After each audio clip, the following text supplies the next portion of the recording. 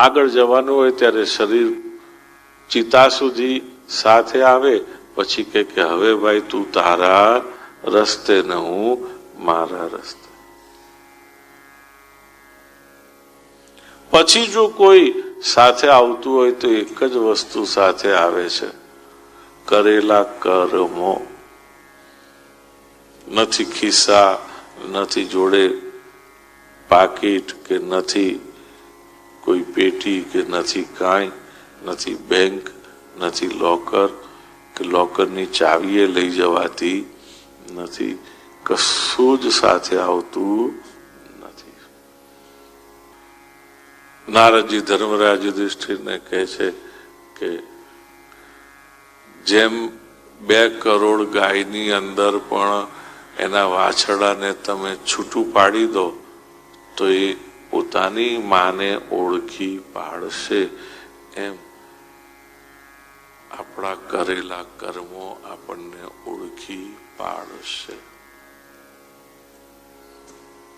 સાથે કંઈ આવવાનું હોય તો એક જ છે, કરેલા સુકૃતો કે દુષ્કૃતો.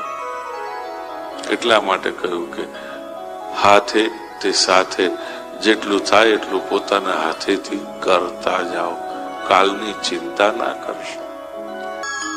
કર્માનુગો ગચ્છતિ જીવ એક.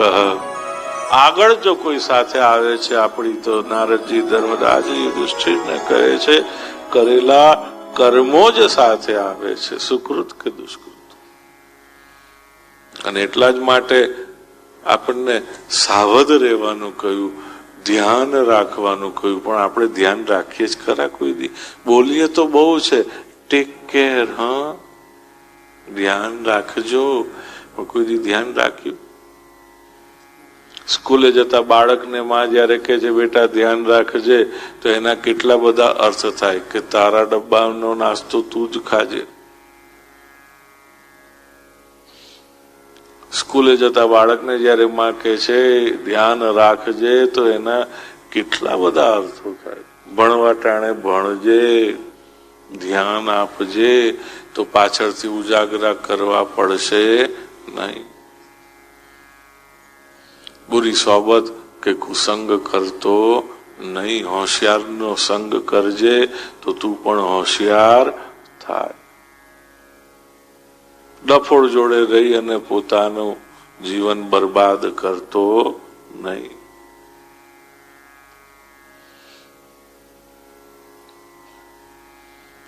કેટલું બધું કહે છે. આજે જે ભણાવ્યું સ્કૂલમાં એ પાછો ઘરે આવીને એનું રિવિઝન, રિપીટેશન, આવર્તન કરી લેજે. કારણ રોજે રોજનું એ પ્રમાણે આવર્તન કર્યું હશે તો પરીક્ષા ટાણે ઉજાગરા નહીં કરવા પડે. ભણાવે ત્યારે સમજ્યું હશે તો ગોખવાનો વારો નહીં આવે. માં ખાલી એક વાક્ય કહે છે કે ધ્યાન રાખજે, તો એના કેટલા બધા અર્થો થાય છે. લારીનો ગંદો કચરો ખાતો નહીં.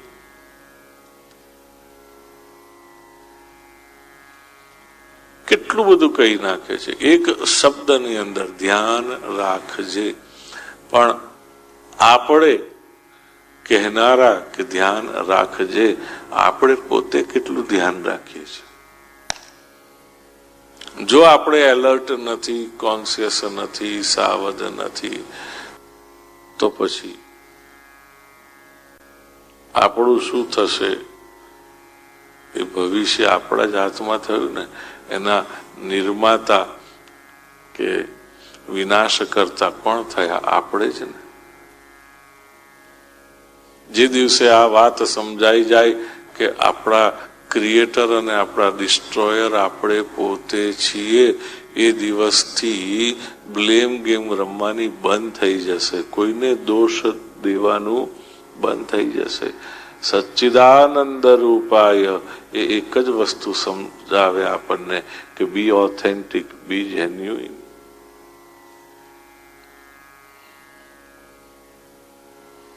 પોતાના પોતાની જવાબદારી પોતે લે, બીજાને ઉપર ન થોપે. એનું નામ સચ્ચિદાનંદ.